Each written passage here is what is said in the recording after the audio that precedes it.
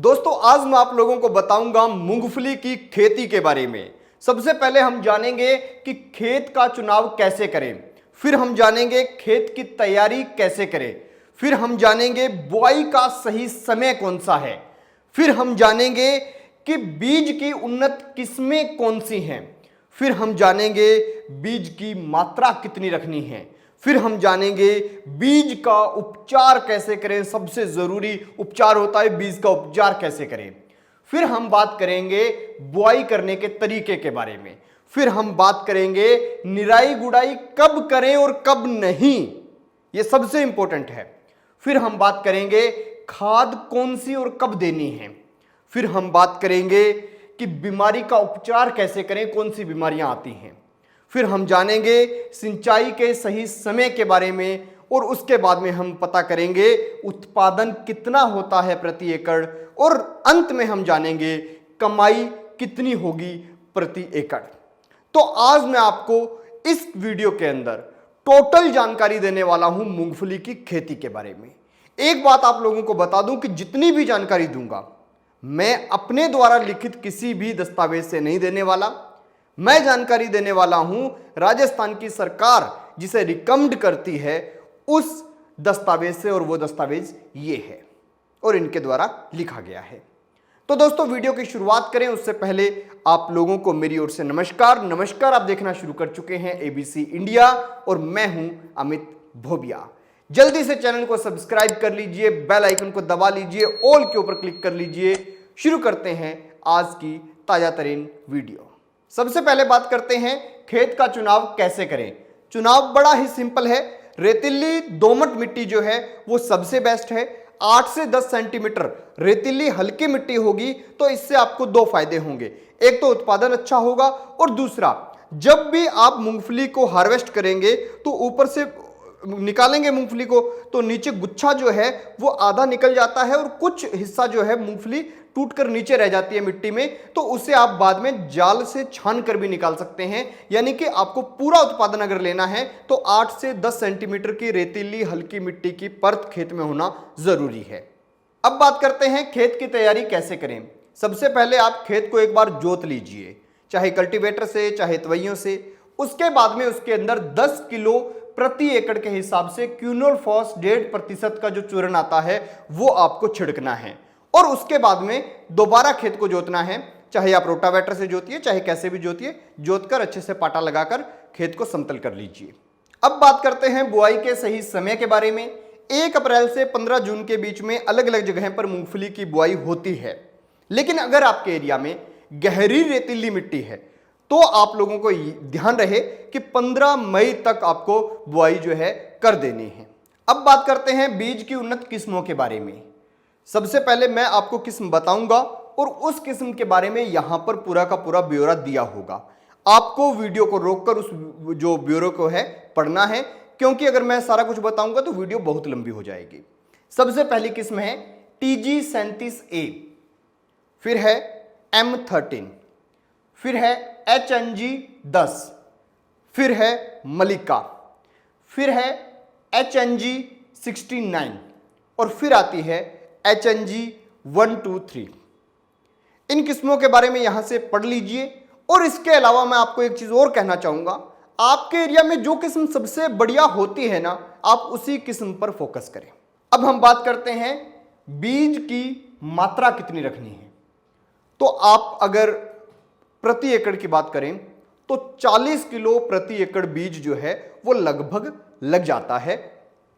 और इसी के साथ जो लोग राजस्थान से हैं, बीघा में खेती करते हैं, 5 कनाल का बीघा है, तो वहां पर आप लोग ध्यान रहे कि 25 किलो बीज प्रति बीघा का लगता है। अब हम बात करते हैं बीज उपचार कैसे करें। बीज उपचार के कई जो हैं साल्ट हैं उनसे आपको करना होता है, वो मैं साल्ट सारे के सारे यहां पर आपको दे देता हूं। जो साल्ट आपको आसानी से मिले उस साल्ट से आप इस लिखी हुई दर के हिसाब से बीज को उपचार कर लीजिएगा। इसी के साथ आपको एक चीज बता दूं कि बहुत लोग ऐसे सोचते हैं कि नहीं हमारे यहाँ फफूंद की दिक्कत ज़्यादा है तो ट्यूबोकोनाजोल जो है वो थोड़ी ज़्यादा मात्रा में दे दो। अगर आप यहाँ पर बताई गई मात्रा से ज़्यादा देंगे तो आपको मैं एक बात बता दूं कि आपका जो अंकुरण होता है, बीज का जो अंकुरण है वो स्लो होगा, ऐसे में आपको फिर खेत में ज्यादा बीज जो है वो डालना पड़ेगा। तो इसलिए जितनी मात्रा बताई गई है उसी के हिसाब से आप बीज का उपचार करें। अब बात करते हैं बुआई के तरीके के बारे में। बुआई का सिंपल सा तरीका है, लाइन से लाइन की दूरी 30 सेंटीमीटर रखनी है और पौधे के जब आप बीज डालेंगे खेत में तो उसकी गहराई 5 से 7 सेंटीमीटर होनी चाहिए ताकि वो अच्छे से अंकुरित हो सके। और याद रहे, आप बुआई वाली जो मशीनें हैं उनसे ही बुआई करें, ज़्यादा प्रयास उसी का करें, और अन्यथा आपको जो भी सुविधा मिले उसके हिसाब से आप बुआई करें। अब हम बात करते हैं निराई गुड़ाई कब करनी है। ऐसी फसल के अंदर निराई गुड़ाई का सबसे महत्वपूर्ण ध्यान रखना होता है, क्योंकि बहुत से लोगों को यह पता नहीं होता कि मूंगफली के अंदर फूल आने के बाद निराई गुड़ाई नहीं की जाती। जैसे ही आपको लगे कि फसल के अंदर फूल आने वाले हैं, उसके बाद में आपको किसी भी प्रकार से निराई गुड़ाई नहीं करनी है। निराई गुड़ाई आपको फूल आने से पहले पहले समाप्त कर देनी है, उससे पहले पहले कर लेनी है। आप पौधे को उखाड़ कर देखिएगा, नीचे अगर सुइयां बननी शुरू हो गई हैं जड़ के करीब, तो आपको बिल्कुल भी निराई गुड़ाई के बारे में सोचना भी नहीं है। अब बात करते हैं खाद कैसे देनी है और कौन सी देनी है। तो सिंपल सी चीज है, आप लोगों को बुआई से पहले 80 किलो एसएसपी, 18 किलो यूरिया प्रति एकड़ देनी है, खेत की मिट्टी में अच्छे से मिला देनी है। और उसके बाद में जब आप बुआई करें तब आपको ड्रिल के साथ, मशीन के साथ बुआई के दौरान 80 किलो जिप्सम भी देना है।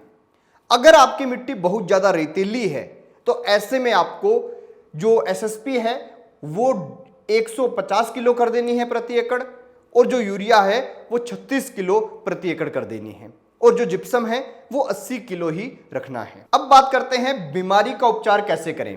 इसके अंदर सबसे महत्वपूर्ण बीमारी आती है कॉलर रोट की और जड़ गलन की, और इनका उपचार आपको बहुत ही बेहतरीन तरीके से करना पड़ता है। और वो उपचार कैसे होगा, आप लोग क्या कीजिए, सबसे पहले ट्राइकोडर्मा हेर्जेनियम जो है वो 1.6 किलो यानी 1600 ग्राम आप ले लीजिए, और उसे 25 किलो गोबर के अंदर मिलाकर 15 दिन के लिए छाया में छोड़ दीजिए। और उसके बाद में उसके अंदर 100 किलो अरंडी की जो खल है वो मिलाएं, और तुरंत मिलाते ही आपको उसे प्रति एकड़ छींटा लगा देना है बुआई से जस्ट पहले। जिस दिन बुआई करेंगे उससे पहले जब आप खाद मिक्स करेंगे, सब करेंगे, उसी टाइम ये काम भी आपको कर देना है। तो इससे आपके यहां पर जो खेत के अंदर बीमारियां आती हैं, फफूंद टाइप की बीमारियां और जड़ गलन, ये सब इनकी जो है रोकथाम होगी। इसी के साथ साथ आप एक चीज और कर सकते हैं, जो मैं तरीका बताऊंगा लंबा हो जाएगा, मैं यहां पे लिख देता हूं, इस तरीके को पढ़ लीजिए। 1-2 तरीके हैं और इनसे भी आपको निजात मिलेगी इस बीमारी को रोकने में। अब बात करते हैं सिंचाई के बारे में। पहली सिंचाई 25 से 30 दिन बाद, दूसरी सिंचाई 40 दिन बाद, तीसरी सिंचाई अगले 30 दिन बाद, और उसके बाद में आवश्यकता पड़े तो आप सिंचाई कर सकते हैं। अगर आपको जल्दी फसल को हार्वेस्ट करना हो तो याद रहे, जब मूंगफली नीचे बननी शुरू हो जाए तो आप इसमें सिंचाई ना कीजिएगा। सिंचाई करोगे तो फिर वो लंबा खिंच जाती है, इसलिए आपके ऊपर डिपेंड करता है चौथी सिंचाई के बारे में। अब बात करते हैं उत्पादन कितना होता है। तो उत्पादन जो है वो प्रति एकड़ अगर हम देखें तो 9 से 10 क्विंटल हो जाता है। कई लोग दावा बहुत ज़्यादा करते हैं, लेकिन 9 से 10 क्विंटल जो है वो मिनिमम प्रति एकड़ का जो है आपका उत्पादन हो जाता है।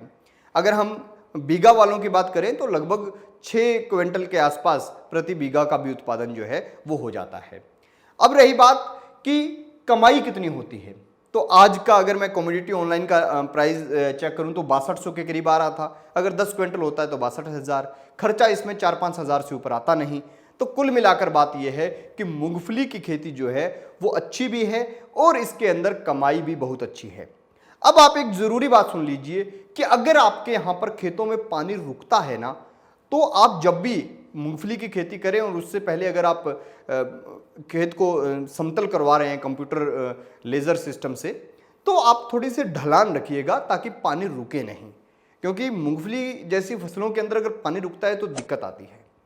खैर दोस्तों, आपको आज मैंने बड़ी बारीकी से और गहराई से सारी की सारी चीज़ें समझा दी। इसके बाद भी आपको कोई भी डाउट हो तो कमेंट बॉक्स में पूछ सकते हैं, और इसी के साथ साथ कौन सी फसल के बारे में जानना चाहते हैं वो आप ज़रूर जो है आप कमेंट बॉक्स में लिखें, और चैनल को सब्सक्राइब करना ना भूलें, क्योंकि आपसे हमारी यही उम्मीद रहती है कि आपको अच्छा लगता है कंटेंट तो आप उसको लाइक भी करें, उसको सब्सक्राइब भी करें चैनल को। खैर, देखते रहिए ABC इंडिया।